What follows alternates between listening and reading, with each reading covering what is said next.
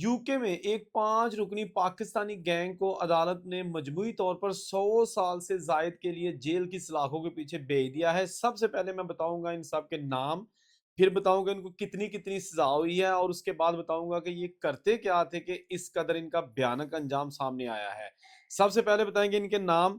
یہ جناب حبیش کا ہے، عمر اس کی ہے 25 سال اور اس کو 29 سال کے لیے جیل کی سزا ہوئی ہے۔ اس کے علاوہ نمبر 2 پہ جی ارمان اعظم، اس کی عمر 26 سال ہے اور اس کو 21 سال جیل کی سلاخوں کے پیچھے بھیجا گیا ہے۔ نمبر 3 پہ ہے عثمان رحمان، 25 سال اس کی عمر اور اس کو 20 سال جیل کی سزا ہوئی ہے، جبکہ سہیل الہی 24 سال اس کی عمر اور اس کو 18 سال جیل کی سزا ہوئی ہے، اور جبکہ پانچویں فرحان اعظم 24 سال عمر اور 20 سال جیل کی سزا ہوئی ہے۔ اب بتاتے ہیں کہ جناب یہ کرتے کیا تھے، کس قسم کی دادا گیری کرتے تھے وہاں پر، اور پھر اوتھے اے کام تے نہیں چل دے بھائی، اوتھے نہیں چل دے بلکہ اوتھے پاکستان چ بھی نہیں چل دے، اتھے بھی جناب سی سی ٹی جڑا دادا گیری کردا ہے انہوں پار کر چھڑتے ہیں، لیکن یو کے میں پار نہیں کرتے، لیکن سزا اتنی دے دیتے ہیں کہ بندہ پار ہی سمجھو۔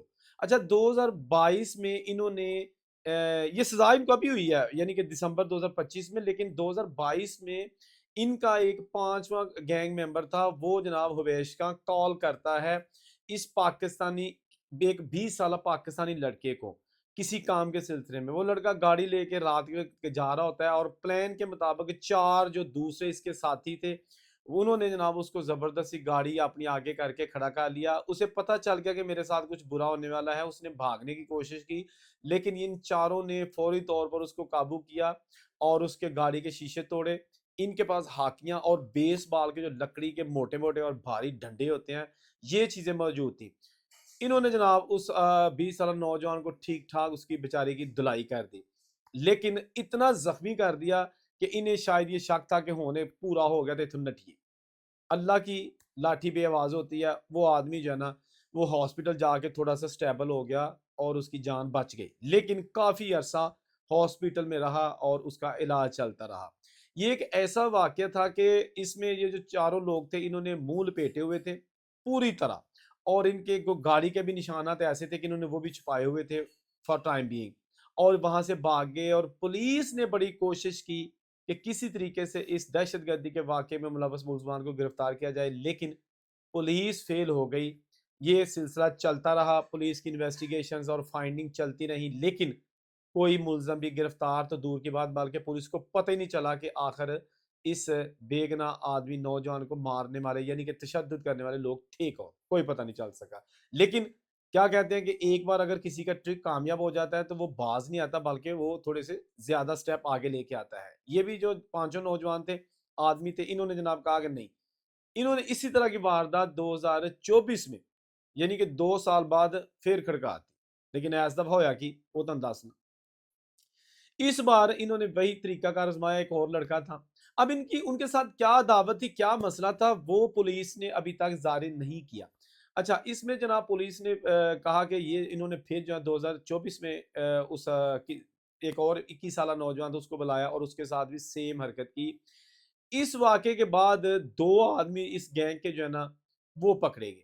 جب پکڑے گئے ان سے پوچھ گچھ کی گئی، ان کے موبائل کے فوری طور پہ جو ڈیٹے ان کو فورینزک کروایا گیا، کال ریکارڈ ہسٹری ایوری تھنگ اس کو جو ہے نا وہ نکالا گیا، تو سارا پتہ چل گیا کہ یہ کون لوگ سارے ملوث ہیں۔ اور پھر انہوں نے بتایا، جب پولیس نے ان کا ڈیٹا چیک کیا تو سامنے آ گیا کہ 2022 کا جو واقعہ تھا وہ بھی انہوں نے کیا تھا۔ سمجھ آ گئی کہ 22 سے لے کے 2025 کے اینڈ تک ان کی جو یہ دادا گیری تھی وہ کیسے انجام کو پہنچی۔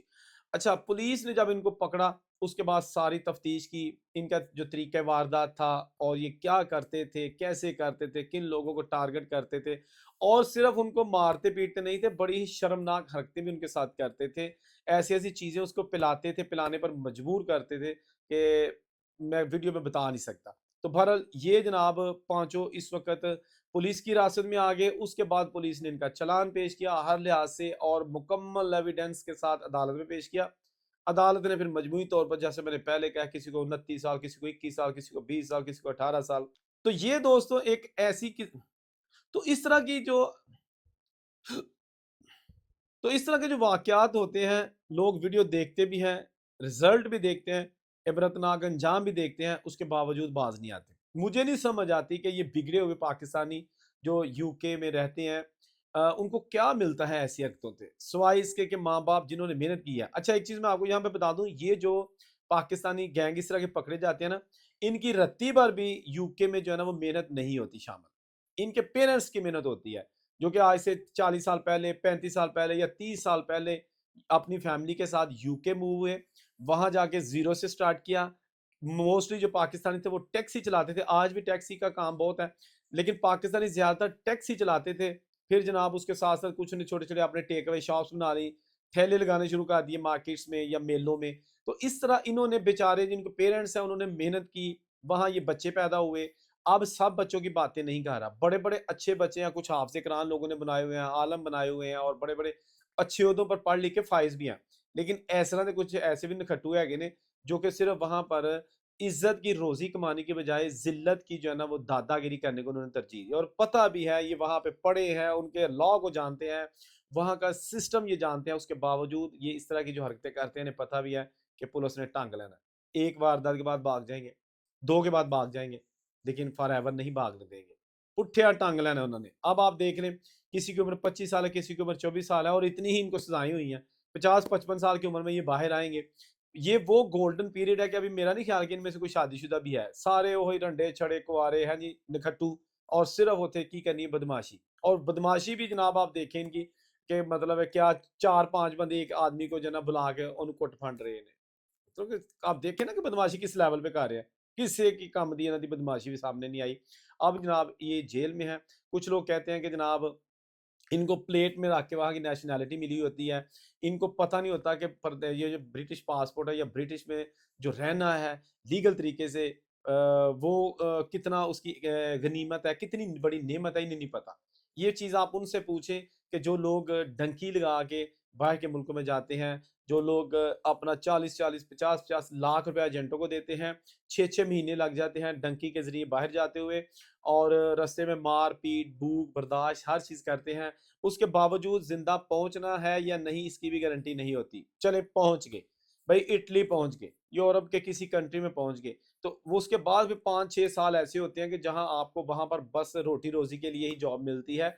आप सेविंग्स नहीं कर सकते। एक तो पेपर नहीं होते, दूसरा जो वहाँ पे लोग हमारे सीनियर्स होते हैं, किसी भी कंट्री से उनका ताल्लुक है, उन्हें जब पता चलता है कि he is an illegal illegal, तो वो जनाब उसका खून निचोड़ते हैं। अगर दिहाड़ी 80 है तो उसको 50 या 30 दे जो है ना वो यूरो दे के तो अपना काम टपान गए। अब देखें ना कि ये बंदे जो हैं पकड़े गए हैं, क्या फ़ायदा है ऐसी बदमाशी का, क्या फ़ायदा है ऐसी रिज़्क का, जो किसी से छीन के खाना होता है। आप इज़्ज़त के साथ कहें रहें। बड़े-बड़े पाकिस्तानी हैं वहाँ पे, जो डॉक्टर हैं, वकील हैं, इंजीनियर हैं, बड़ी-बड़ी अच्छी कंपनीज़ में जॉब कर रहे हैं, इवन कि अपने बहुत बड़े-बड़े बिज़नेसमैन हैं, बड़े-बड़े बिज़नेसमैन हैं, पार्लियामेंटेरियन है वहाँ पे मुख्तलिफ मुल्कों में। लेकिन कुछ ऐसा ने जेलां भरियां पईयां, चोर, ठग, आवारा, हैं जी। खुद भी अपनी ज़िंदगी बर्बाद की, माँ-बाप को भी जो है ना बदनाम किया कि जब भी वो पेरेंट्स उनके बाहर जाएँगे, यकीनन यो लोग यही कहते होंगे कि यार जब चाचा जेहड़ा जा रहा है ना, इहदा मुंडा फड़या गया परसों जिन्हों जेल होई है। ये माँ-बाप को आपने सिला दिया है। वीडियो में कमेंट ज़रूर कीजिएगा। जिसने चैनल अभी तक सब्सक्राइब नहीं किया, प्लीज़ चैनल भी सब्सक्राइब कर लीजिएगा। अल्लाह हाफ़िज़।